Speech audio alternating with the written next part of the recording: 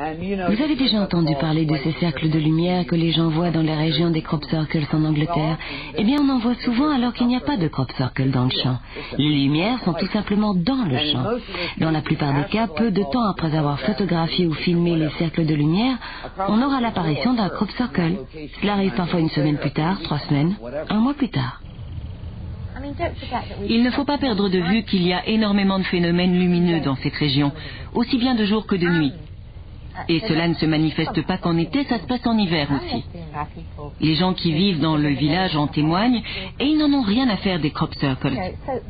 Vous savez, on sait très bien qu'il se passe des choses étranges. À Avebury, à Alton Barnes, c'est un coin où on en voit régulièrement. On les a filmés plusieurs fois.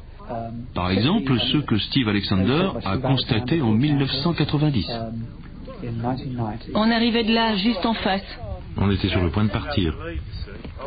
C'est alors qu'on l'a vu. J'étais en train de prendre ma caméra, je l'avais à l'épaule. Je me suis retourné et j'ai vu cet objet apparaître. S'il était apparu 5 secondes plus tard, on aurait raté ça. Parce qu'on aurait continué à gravir la colline. En fait, je me suis retourné et je l'ai vu. Je veux dire, il est apparu. Il a tourné et puis il est descendu dans le champ de maïs. Il s'est déplacé au milieu du maïs en le dispersant. Il se déplaçait entre 2 rangées de maïs qui se trouvaient dans le champ en allant de l'une à l'autre. Il savait ce qu'il faisait, il savait où il allait. C'était contrôlé avec beaucoup d'intelligence. Il descendait droit sur les traces de pneus d'un tracteur, comme s'il regardait ses traces. Ce n'était pas du hasard. Son mouvement ne suivait pas la direction du vent, il ne se laissait pas porter par le vent comme l'aurait fait un ballon ou quelque chose de semblable. Vous voyez, l'objet est descendu et s'est arrêté un long moment. Alors j'ai fait un panoramique vers les anneaux, pour donner une idée de la distance de l'objet par rapport aux anneaux. Un panneau aller-retour pour donner la relation exacte entre eux.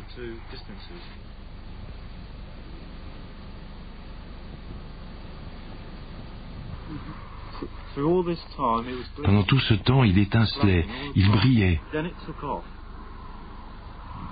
Puis il a décollé et s'est dirigé vers le haut de la colline pour se retrouver au-dessus du tracteur où était le fermier.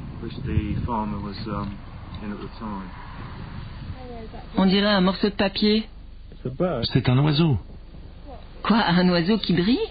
Vous savez, j'ai parlé au conducteur du tracteur qu'on voit dans le film de Steve. La boule s'est déplacée et est montée environ 10 ou 15 mètres au-dessus de sa tête. Le conducteur l'a vu de ses propres yeux. Comme on peut le voir dans le film, il arrête son tracteur et regarde cette chose passer par-dessus. Et donc, sur ce film, on voit ce cercle de lumière. Pour moi, ça ne fait aucun doute que, quelle que soit la nature de ces boules de lumière, elles se déplacent dans un but précis. Si c'était un phénomène naturel dû au hasard, on ne réussirait à le filmer qu'une fois sur 30, 50 ou peut-être 100. On partirait en espérant avoir la chance de le filmer. Mais il ne s'agit pas de ça. Dans ce cas-ci, on filme la moitié ou même plus de la moitié des phénomènes. Comme Donald Fletcher, par exemple, qui se rendait au château de Barbury, il n'a pas eu le temps de mettre sa caméra sur pied que les boules de lumière étaient là.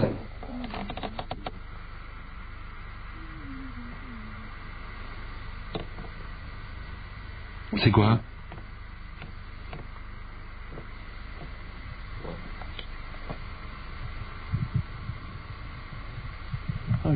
Ah, je n'arrive pas à imaginer ce que c'est. Tu le vois, ça se déplace très vite. Oh. Et là où la caméra pointe.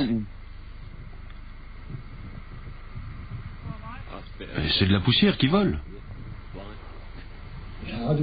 Comment appréhender ce phénomène avec un esprit suffisamment ouvert pour nous permettre de voir au-delà de notre... Nous devons nous débarrasser de nos idées préconçues et de nos illusions.